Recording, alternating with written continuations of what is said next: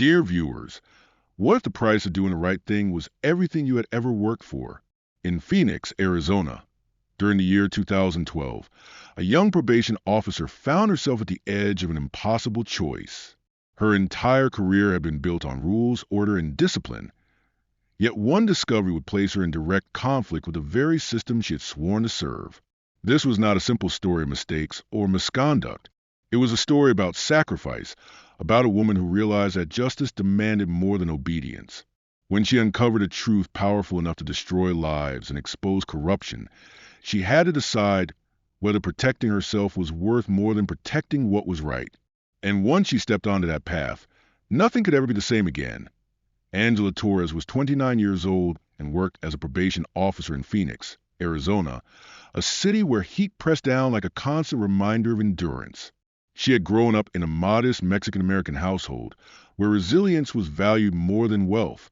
Her father spent long days in a garage repairing engines while her mother graded papers late into the night, instilling in their daughter a belief that integrity mattered even when no one was watching.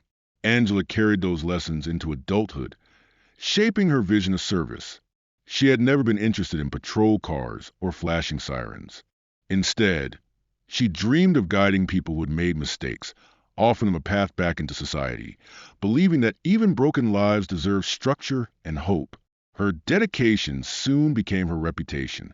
In the office, colleagues noticed her steady demeanor, the way her voice remained calm even when cases grew tense. Supervisors trusted her reports, which were meticulous to the last detail. She never ignored protocol, never overlooked a step, and never compromised the standards that defined her work. For Angela, every rule had a purpose.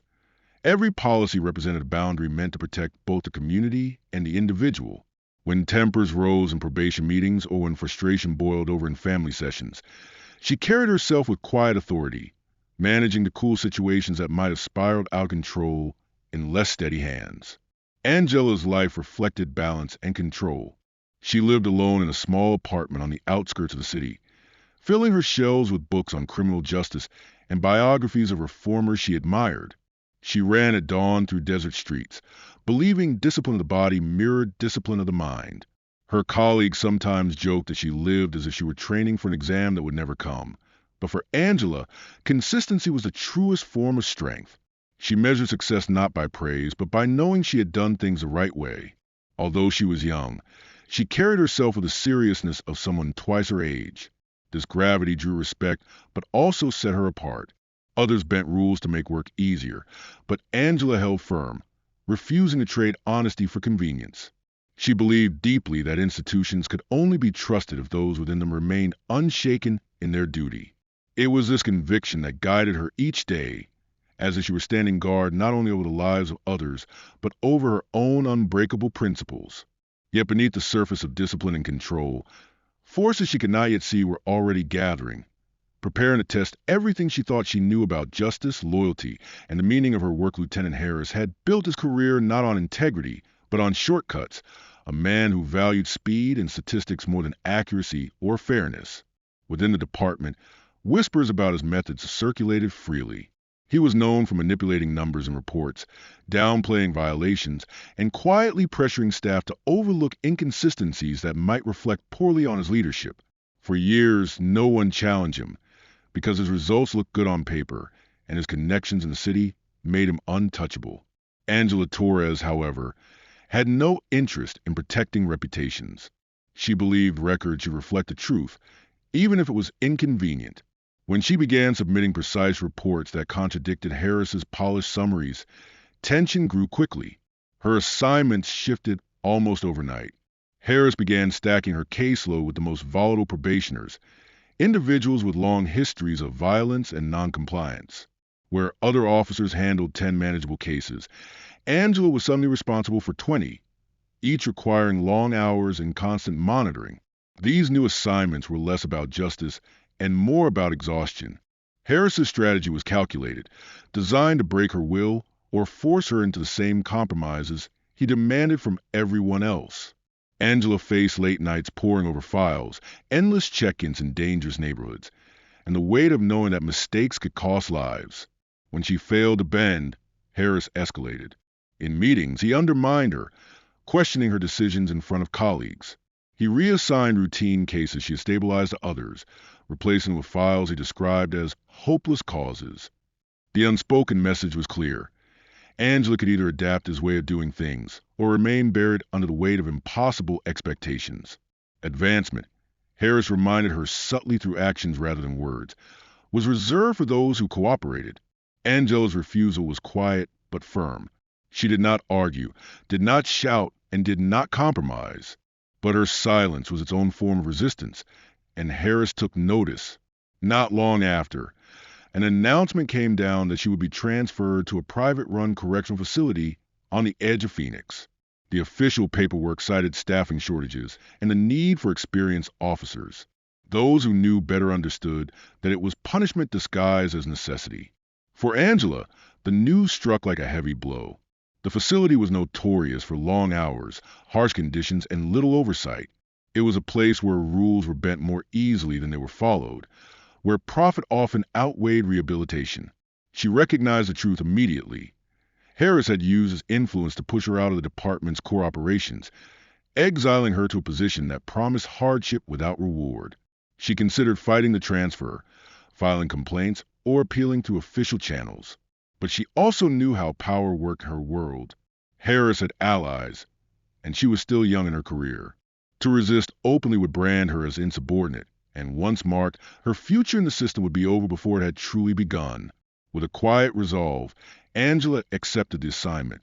She packed away the order neatly in her files, outwardly calm but inwardly aware that she had just been forced into a battle she had not chosen. The correctional facility stood on the outskirts of Phoenix, like a monument to isolation, its high fences and watchtowers separating forgotten from the rest of the city. For Angela, the transition from probation work to the routines of prison supervision was jarring. The air carried a different weight inside those walls, thick with suspicion, tension, and resignation. Each day followed a strict rhythm, and yet within that rhythm, Angela began to notice the subtle differences that set certain inmates apart from the rest. Among them was Michael Carter, a 34-year-old former pharmaceutical compliance officer whose file stated he was serving an 18-year sentence for insurance fraud and falsifying safety records. Unlike the majority of inmates, he did not carry himself with defiance or hostility. He remained polite to staff, respectful to rules, and quiet in his interactions. He moved through the facility like a man set apart, not by arrogance, but by a dignity that seemed strangely out of place in an environment built on authority and survival. Angela first noticed him during yard hours. While others gathered in restless groups or engaged in loud arguments, Michael often stood alone, staring at the sky with a look of distant thought, as if measuring time in memories rather than minutes. At mail call, he waited patiently only to walk away empty-handed, never receiving a letter, never called for a visitor.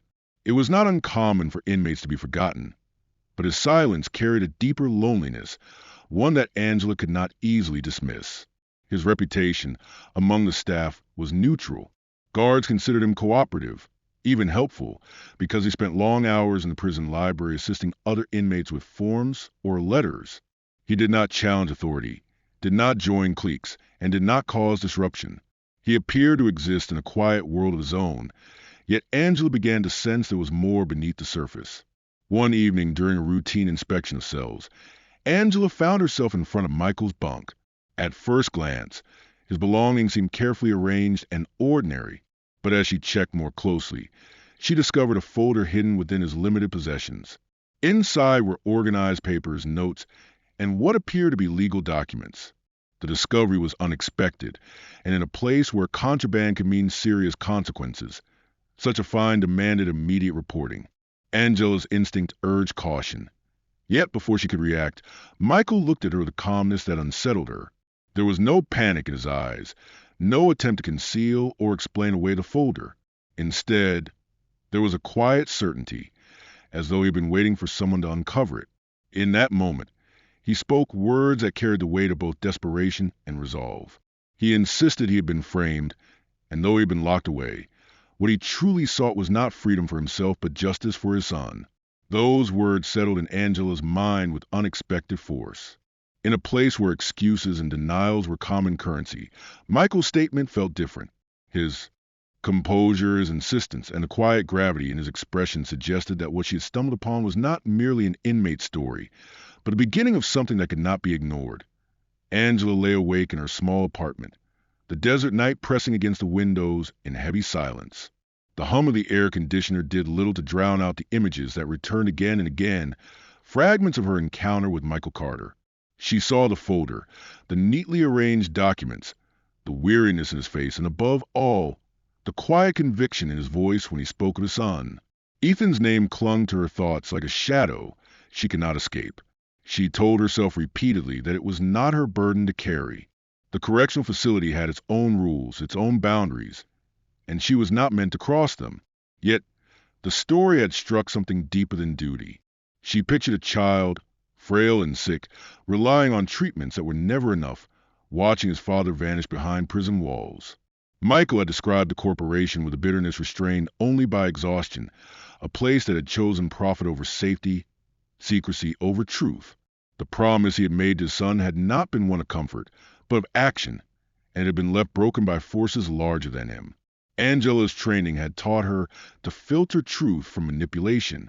She had seen countless offenders weave elaborate lies, using sympathy as a weapon, and yet there was something in Michael's composure that unsettled her certainty.